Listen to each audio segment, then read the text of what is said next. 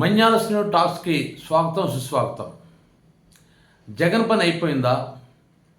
YCP ఇక దుకాణం సర్దుకోవాల్సిన పరిస్థితి ఉండబోతుందా అన్న చర్చ ఈ మధ్యకాలంలో ప్రజల్లో వస్తుంది. ఎందుకు ఈ డౌట్ వచ్చిందంటే, వైసీపీ నుంచి చాలా పెద్ద పెద్ద నాయకులు, గతంలో మంత్రులుగా చేసిన వాళ్ళు కూడా జగన్ విడిచిపెట్టి వెళ్ళిపోతున్నారు. అలాగే వాసిరెడ్డి పద్మ లాంటి వాళ్ళు కూడా వెళ్ళిపోతున్నారు. వెళ్ళిపోతూ చాలామంది జగన్ పద్ధతి మార్చుకోలేదు, అంతర్గత ప్రజాస్వామ్యం లేదు, ఈ విధమైన ఆరోపణలు చేస్తూ వెళ్ళిపోతున్నారు. అది సహజం. ఎందుకంటే ఒక పార్టీ ఓడిపోయిన తర్వాత ఆ పార్టీలో ఉండడానికి నాయకులు ఇష్టపడరు. మరి ఇలాంటి పరిస్థితుల్లో 6 నెలలు గడవకముందే మన మోపుదేవి లాంటి వాళ్ళ కాంచి అవంతి శ్రీనివాసరావు గారు లాంటి వరకు పెద్ద పెద్ద లీడర్సే పార్టీని జగన్ని విడిచిపెట్టి వెళ్ళిపోయిన తర్వాత జమిలీ ఎన్నికలు వస్తే 2027లో రావడానికి అవకాశం ఉంది. లేదంటే 2029 వరకు ప్రస్తుత కూటమి ప్రభుత్వం కొనసాగుతుంది. అప్పుడు ఎవరు గెలిస్తే వాళ్ళు ప్రభుత్వంలోకి వస్తారో అది వేరే సంగతి. కానీ అప్పుడు వైసీపీ వచ్చింది అనుకుందాం. కానీ 2029 వరకు ఓపిక పట్టే నాయకులు ఎంతమంది ఉంటారో? ఎందుకంటే రాజకీయ నాయకులు అనేసరికి వ్యాపారాలు ఉంటాయి. ఆ వ్యాపారాలు దెబ్బతినకూడదు అంటే అధికారమైన ఉండాలి, లేదా అధికార పార్టీతో మంచి సంబంధాలైనా నెలకొని ఉండాలి. అవేవి లేకుండా వ్యాపారాలు చేయటం కష్టం. సరికదా ఈ మధ్యకాలంలో చాలామంది నాయకులు అరెస్ట్ అవుతున్నారు, వైసీపీ నాయకులు. ఆఖరికి సోషల్ మీడియా ప్రతినిధులు కూడా అరెస్ట్ అవుతున్నారు. ఒకవైపు భయం నెలకొని ఉంది కార్యకర్తల్లో కానీ, ఈ సోషల్ మీడియా ప్రతినిధుల్లో కానీ. ఇంకోవైపు నాయకులు వాళ్ళ వ్యాపారాలకి ఇబ్బంది కాబట్టి మనకి ఎందుకు లేనిపోయిన గొడవ, ఇంకా 4.5 సంవత్సరాలు ఉంది, ఈ 4.5 సంవత్సరాలు నెట్టుకు రావడం చాలా కష్టమని చాలామంది జగన్ని విడిచి వెళ్తున్నారు. అయితే కామన్గా పాయింట్ ఉంటుంది, ఒకవేళ జగనే మళ్ళీ వచ్చుంటే వీళ్ళు విడిచి పెట్టి వెళ్ళి ఉండేవారా అన్న క్వశ్చన్ ఉంటుంది. కానీ ఆ ప్రశ్నకు జవాబు ఉండదు. ఎందుకంటే అధికారం ఎటుంటే నాయకులు అటువైపు జంపింగ్లు చేయడం అనేది సర్వసాధారణం. మన వ్యవస్థలో అది అలవాటు అయిపోయింది. ప్రజలు కూడా ఇప్పుడు దాన్ని పెద్దగా పట్టించుకున్న దాఖలాలే. మొత్తం వ్యవస్థ మారిపోయింది కాబట్టి వాల్యూస్ ఇవన్నీ పక్కన పెట్టేశారు. అయితే ఈ నాయకులందరూ వెళ్ళిపోతే జగన్ పరిస్థితి, జగన్ నిలదొక్కోగలదా? వైసీపీ పార్టీ దుకాణం సర్దుకోకుండా నిలబడగలదా? అలాంటి ప్రశ్నలు ఇప్పుడు ఉదయిస్తున్నాయి.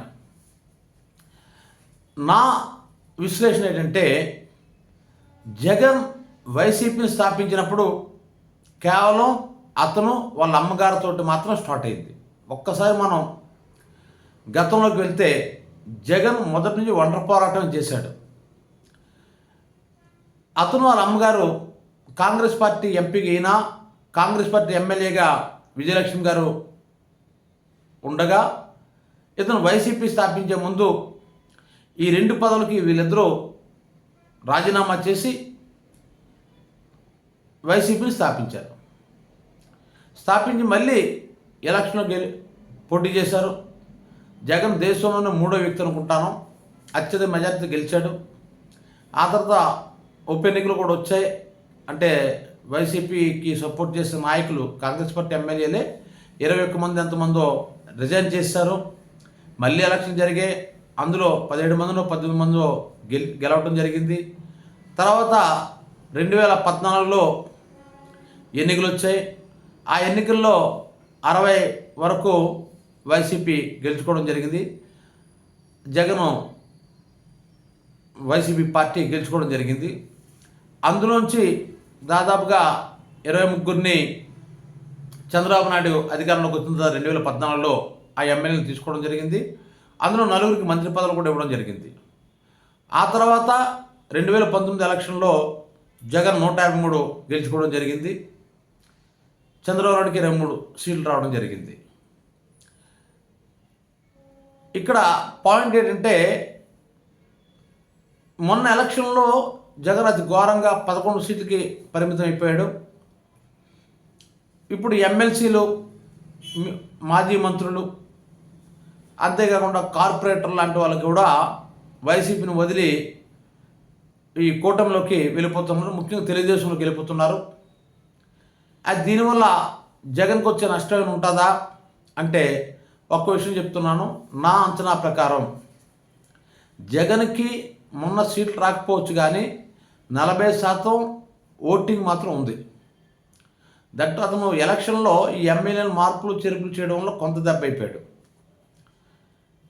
అక్కడ కొన్ని ప్రతికూల అంశాలు, మీడియా, ఇదంతా కూడా కర్ణుడు చావుకి 1,00,000 కారణాలు అన్నట్లు జగన్ ఓటమికి చాలా కారణాలు, చెల్లెలు షర్మిలతో పాటు రకరకాల కారణాలు కలిసి వచ్చే కూటమికి. అయితే రేపు 2027లో ఎలక్షన్ జరిగినా 2029లో జరిగిన రిజల్ట్ ఎలా ఉంటుంది అంటే ఇప్పుడు వెళ్ళిపోయే నాయకులు చాలామంది మళ్ళీ వైసీపీకి రావడానికి అవకాశం ఉంది. ఎందుకంటే అక్కడ చాలామంది ఎమ్మెల్యేలు ఉన్నారు, 160 పైగా కదా స్థానాలు కూటమి గెలుచుకుంది. ఇప్పుడు వీళ్ళని ఏ విధంగా రీప్లేస్ చేస్తారు, అది సమస్య వస్తుంది. లేదంటే అక్కడున్న తెలుగుదేశం ఎమ్మెల్యేలు, జనసేన ఎమ్మెల్యేలు ఆ సీట్లు ఇటు చంపి ఇప్పుడు జరుగుతుంది. అంతేకాకుండా ఈ 5 సంవత్సరాల్లో చంద్రబాబు నాయుడు గారు చెప్పినటువంటి సూపర్ 6 పథకాలు కానీ ఖచ్చితంగా అమలు పరిస్తే కొంత ఇబ్బంది వైసీపీకి ఉంటుంది. లేకపోయినట్లయితే మాత్రం వైసీపీకి విన్ అవ్వడానికి ఛాన్సెస్ ఎక్కువ ఉన్నాయి. అయితే ఇప్పుడు రాష్ట్ర ఆర్థిక పరిస్థితి ప్రకారం ఈ కార్యక్రమాలను అమలుపరచడం చాలా కష్టం. ఎందుకంటే ఒకవైపు పోలవరం ప్రాజెక్టు ఉంది, ఇంకోవైపు అమరావతి రాజధాని ఉంది.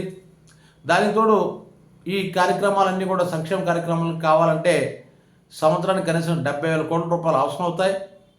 అవి ఎక్కడి నుంచి తీసుకొస్తారు? అవి తీసుకోవాలని రాలేని పరిస్థితులు ఉన్నప్పుడు ప్రజల్లో అసంతృప్తి అనేది ఉంటుంది. ఇప్పటికే చాలామంది రోడ్డు ఎక్కుతున్నారు, విద్యార్థులు కానీ లేదంటే అంగన్వాడీ టీచర్లు కానీ రకరకాలుగా. సో ఈ 6 నెలల్లోనే ఒక అసంతృప్తికి ప్రజలు గురవుతున్నారు. ఇది ఇలాగే కంటిన్యూ అయితే కూటమి నెగిటివ్ వస్తుంది. ఇప్పుడు జగన్ జనవరి నుంచి జనాల్లోకి వెళ్తానంటున్నాడు. అలా జనాల్లోకి వెళ్ళేటప్పుడు నిజానికి అతనికి నాయకుల నుంచి సపోర్ట్ లభించింది. ఎందుకు లభించిందంటే ఉన్నదే చాలా తక్కువ మంది, 11 మంది ఎమ్మెల్యేలు. అంతేకాకుండా చాలామంది ఇప్పుడు అటువైపు జంప్ అయిపోవడం చూస్తున్న వాళ్ళు, జంప్ అయిపోయిన వాళ్ళు ఇలా ఉన్నారు. కాబట్టి జిల్లాల్లో ఆయన పర్యటన చేస్తున్నప్పుడు ఈ స్థానిక నాయకుల నుంచి సపోర్ట్ కరువు అవడానికి అవకాశం ఉంది. కానీ జగన్ తాలూకా మెంటాలిటీ ఏంటంటే 0 నుంచి ఎదగడం జగన్ తాలూకా మెంటాలిటీ. సో మళ్ళీ అతను 0 నుంచి స్టార్ట్ చేస్తాడు. స్టార్ట్ చేసి మళ్ళీ ప్రజల్లో ఆయన బలమేంటో నిరూపించుకుంటాడు పాదయాత్ర ద్వారా లేదా జిల్లా పర్యటనల ద్వారా. నాకు తెలిసి ఇప్పుడు జిల్లా పర్యటనలు చేసినా మళ్ళీ ఇంకోసారి పాదయాత్ర కూడా పెడతాడు. పెట్టి జనాల్లో ఈ ఆయనకున్నటువంటి క్రేజ్ మళ్ళీ సంపాదించుకుంటాడు. ఎప్పుడైతే జనాలు ఆయన మీటింగ్లకు విపరీతంగా వస్తున్నారో ఆటోమేటిక్గా జంప్ అయిపోయినంత కూడా మళ్ళీ అటువైపు రావడానికి కానీ లేదా కొత్త నాయకులు పుట్టడం కానీ జరుగుతుంది. ఎందుకంటే సాధారణంగా ప్రాంతీయ పార్టీలు ఏంటంటే మనం స్థానిక ఎమ్మెల్యే గారిని చూసి మనం కొంత శాతం ఓటేసినా, తెలుగుదేశం పార్టీ అయితే చంద్రబాబు నాయుడు గారిని చూసి ఓటేస్తుంది. అలాగే వైసీపీలోనైతే జగన్ చూసి ఓటేస్తారు. అలాగే జనసేనలోనైతే పవన్ కళ్యాణ్ చూసి ఓటేస్తారు. కాబట్టి నాయకుడి తాలూకు ప్రభావం ఎక్కువ ఉంటుంది. 80% నాయకుడి తాలూకు ప్రభావం ఉంటుంది. పార్టీ ప్రభావం, నాయకుడి తాలూకు ప్రభావం ప్రాంతీయ పార్టీలు కాబట్టి 20% స్థానిక ఎమ్మెల్యే గారి మంచి చెట్ల మీద ఆధారపడి ఓటేస్తారు. కాబట్టి నాకు తెలిసి మళ్ళీ జగన్ జనాల్లోకి వెళ్ళి పుంజుకుంటాడు. ఎంతమంది నాయకులు వెళ్ళిపోయినా సరే పర్వాలేదు. మీరు గమనిస్తే ఏ నాయకుడు వెళ్ళిపోయినా సరే జగన్ ఏ రోజు కూడా ఆయన రిక్వెస్ట్ చేసి ఆ పార్టీలు ఉండేటట్టు బ్రతిలాడడం కానీ లేదు నీకు మంచి ఫ్యూచర్ ఇస్తానని హామీలు ఇవ్వటం కానీ ఏదో ఒక విధంగా వాళ్ళని పార్టీలో ఉంచడం గట్ట ఎప్పుడు చేయలేదు జగను. ఇప్పుడు కూడా చేయటం లేదు. ఎందుకంటే ఆయన తనను తాను నమ్ముకునే రాజకీయ నాయకుడు నేను అబ్జర్వ్ చేసిన మట్టుకు. కాబట్టి భవిష్యత్తులో ఆ పార్టీకి వచ్చే నష్టం ఉండదు. అయితే ఈ 5.5 సంవత్సరాలు చాలా ఇబ్బందులు పడవలసిన పరిస్థితి ఉంటుంది. అంటే 2009లో ఎలక్షన్ అయితే ఆ ఇబ్బంది తట్టుకుని నిలబడిన నాయకులు రేపు భవిష్యత్తులో మంచి లాభాలు పొందుతారు, సక్సెస్ అవ్వడానికి అవకాశం ఉంది. కాబట్టి అదేవిధంగా ఈ భయపడే నాయకులు జంపింగ్లు ఎలాగా ఉంటాయి, వీళ్ళు వెళ్ళిపోయినంత మాత్రాన పార్టీకి వచ్చే నష్టమే ఉండదు. ఎందుకంటే కార్యకర్తల్లో 90% మంది జగన్ చూసే వైసీపీలు ఉంటారు. 90% మంది జగన్ చూసే వైసీపీలు ఉంటారు. రేపు జగన్ జనాల్లోకి వచ్చేసరికి, పర్యటనలకు వచ్చేసరికి ఆ జనం విపరీతంగా ఆయన వెంట ఫాలో అవడానికి అవకాశం ఉంది తప్ప స్థానిక నాయకులు సహకరించకపోయినా సరే జగన్ పర్యటనలు ఫెయిల్ అవ్వవు అని నా నమ్మకం. చూద్దాం, జనవరి 2వ వారం 3వ వారం అనుకుంటాను స్టార్ట్ చేస్తానంటున్నాను. కాబట్టి అప్పుడు కొంత అవగాహన మనకు వస్తుంది. తర్వాత ఏంటి, ఈ ఉన్న కూటమి ప్రభుత్వం కానీ నిజంగా వాళ్ళు హామీలు ఇచ్చిన సంక్షేమ కార్యక్రమాలను చేస్తే పర్వాలేదు, గొడ్డెక్కుతారు. లేదంటే మాత్రం జగన్కి విన్నింగ్ అవకాశాలు ఎక్కువ ఉంటాయి. పార్టీకి మాత్రం వచ్చే నష్టమే ఉండదు ఈ 5 సంవత్సరాలు కూడాను. కొద్దిగా డల్లా వచ్చేమో తప్ప మళ్ళీ రేపు ఎలక్షన్ అయ్యేసరి మళ్ళీ భారీతులు పుంజుకోవడానికి అవకాశాలు కనబడుతున్నాయి. ఈ వీడియో మీకు నచ్చినట్లయితే మంజాశ్రీ టాక్స్కి లైక్ చేయండి, షేర్ చేయండి, సబ్స్క్రైబ్ చేయండి. Thank you.